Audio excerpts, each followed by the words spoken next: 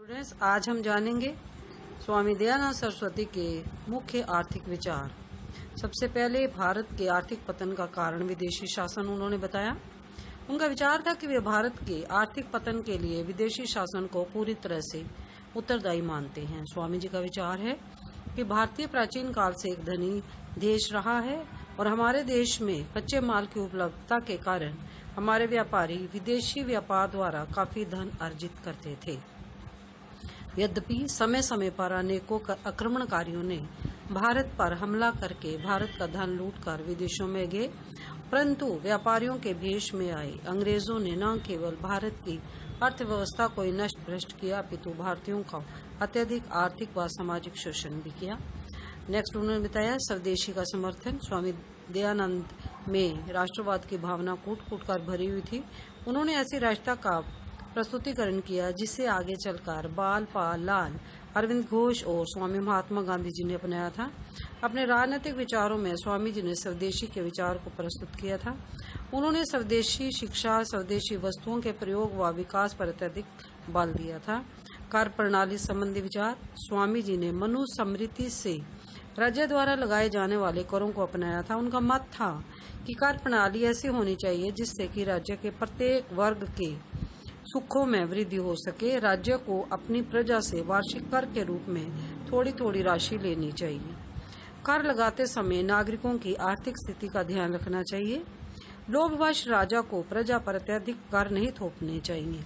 विदेशी व्यापार का समर्थन। आगे उन्होंने बताया कि भारत इस स्थिति में नहीं है कि वे सभी आत्मनिर्भर राष्ट्र बन सके, अतः हमें विदेशों की नवीनतम और वैज्ञानिक तकनीक पर आधारित माल को खरीदने से परहेज नहीं करना चाहिए। ग्रामीण अर्थव्यवस्था पर बल। स्वामी जी ने चाहे विदेशी व्यापार का समर्थन किया था, परंतु वे भारत की ग्रामीण अर्थव्यवस्था में पूर्ण आस्था प्रकट करते थे। स्वामी जी का विचार था कि भारत पर अनेकों आक्रमण हुए, युद्ध हुए, परंतु हमारी अर्थव्यवस्था चलती रही। इसका मुख्य कारण हमारे देश की अर्थव्यवस्था का ग्रामीण पर आधारित होना था। ग्रामीण खेती के साथ साथ अन्य कृषिगत उद्योग धंधों को भी वे अपनाते थे, जिसमें दूध उत्पादन, पशुपालन, मत्स्य पालन तथा अन्य उद्योग धंधों को भी शामिल किया जाता था। भारतीय उद्योग धंधों की पुनर्स्थापना। स्वामी जी ने भारतीय उद्योग धंधे जो कि ब्रिटिश नीतियों के कारण समाप्त हो गए थे या बंद हो गए थे, उनकी पुनर्स्थापना के लिए प्रयास किया। उन्होंने कहा कि हमें स्वदेशी और स्वराज्य पर बल देना चाहिए और विदेशी वस्तुओं व माल का बहिष्कार करना चाहिए। निजी संपत्ति का समर्थन। स्वामी दयानंद सरस्वती ने अपने आर्थिक विचारों में निजी संपत्ति के अधिकार का समर्थन किया। तो इस प्रकार से आर्थिक विचारों के बाद उनके आते हैं राष्ट्रवाद संबंधी विचार। इसमें आध्यात्मिक राष्ट्रवाद का समर्थन किया उन्होंने। स्वामी दयानंद सरस्वती ने ब्रिटिश शासकों द्वारा भारतीयों व भारतीय रियासतों पर किए जाने वाले शोषण और अत्याचारों को अपनी आंखों से देखा और उन्होंने 1857 का महान स्वतंत्रता संग्राम भी देखा था। उन्हें राष्ट्रवादी विचार अपने गुरु स्वामी विरजानंद जी से प्राप्त हुए थे।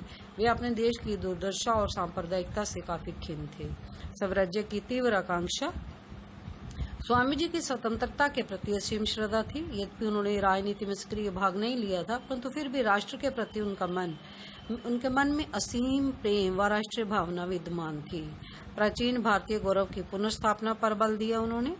उनके राजनीतिक विचारों पर वैदिक स्वराज्य की धारणा का विशेष प्रभाव पड़ा। उनका मत था कि भारत का प्राचीन इतिहास बहुत गौरवशाली था, जिसमें चक्रवर्ती शासन की व्यवस्था की गई थी। ये एक ऐसा शासन था जिसमें अपनी स्वतंत्रता के साथ साथ अन्य राज्यों की स्वतंत्रता को भी स्वीकार किया जाता था। नेक्स्ट आ जाता है चरित्र निर्माण पर बल। उन्होंने इस बात पर भी बल दिया कि अच्छे चरित्र के बिना अच्छे राष्ट्र का निर्माण नहीं हो सकता। इसलिए वे नागरिकों के नैतिक चरित्र के उत्थान पर बहुत अधिक बल देते थे। भारतीयों को निर्भीकता का पाठ पढ़ाना। स्वामी दयानंद सरस्वती ने अपने विचारों में सत्यता और निर्भयता पर अत्यधिक बल दिया। उन्होंने भारतीयों को सत्यता और निर्भीकता का पाठ पढ़ाया, जिससे कि वे विदेशी परतंत्रता से टक्कर लेने की शक्ति प्रदान कर सके।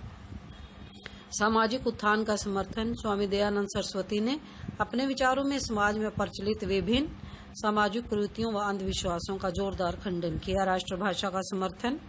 वे अपने स्वराज्य के विचार में राष्ट्रभाषा के रूप में हिंदी भाषा को शामिल करते थे। उन्होंने हिंदी भाषा को राष्ट्रीय एकता का माध्यम माना था। स्वदेशी का समर्थन। स्वामी दयानंद जी ने राष्ट्रवाद की भावना कूट भरी होने के कारण उन्होंने राष्ट्रीयता का एक महत्वपूर्ण उदाहरण प्रस्तुत किया। आगे चलकर बाल लाल पाल, अरविंद घोष और स्वयं महात्मा गांधी जी ने जिसको अपनाया। तो स्वामी दयानंद के विचारों से, राष्ट्रवादी संबंधी विचारों और आर्थिक अधिकारों से हमें उनके अलग अलग विचारों के बारे में, सामाजिक विचारों के बारे में, धार्मिक विचारों के बारे में पता लगता है। इसके साथ साथ उन्होंने राष्ट्रीय शिक्षा प्रणाली पर बल दिया, शिक्षा का उद्देश्य बताया, शिक्षा सभी के लिए अनिवार्य बताया, सह शिक्षा का विरोध किया, शिक्षकों के लिए नियम बनाए, विद्यार्थियों के गुणों के बारे में बताया, शैक्षणिक पाठ्यक्रम, जीवन पर्यंत शिक्षा। उन्होंने गुरु दक्षिणा देकर गुरुकुल से जब विदा किया गया उनको, तो उन्होंने कहा कि उन्हें प्रण लेना चाहिए विद्यार्थियों को कि वो स्वाध्याय को जारी रखेंगे और जीवन में यदि उससे कोई कठिनाई आती है तो वह विद्वानों से इस पर सलाह मशवरा भी करेंगे। राष्ट्रभाषा का भी समर्थन किया। तो इस प्रकार से स्वामी जी ने यद्यपि राष्ट्रीय शिक्षा का ही समर्थन किया, परंतु उन्होंने कभी कभी पाश्चात्य या भाषा का विरोध नहीं किया। उनके देहावसान के पश्चात जहां लाला हंसराज आदि ने पश्चिमी भाषा व शिक्षा पर आधारित दयानंद एंग्लो वैदिक डीएवी स्कूलों व कॉलेजों की स्थापना की, वहां स्वामी श्रद्धानंद आदि ने गुरुकुल पद्धति को भी अपनाया। निसंदेह स्वामी जी द्वारा प्रज्वलित शिक्षा का दीपक अपूर्ण मिसाल बनकर विश्व के विभिन्न देशों में अपना प्रकाश फैला रहा है। Thank you. If you have any questions, please drop them in the comment section below.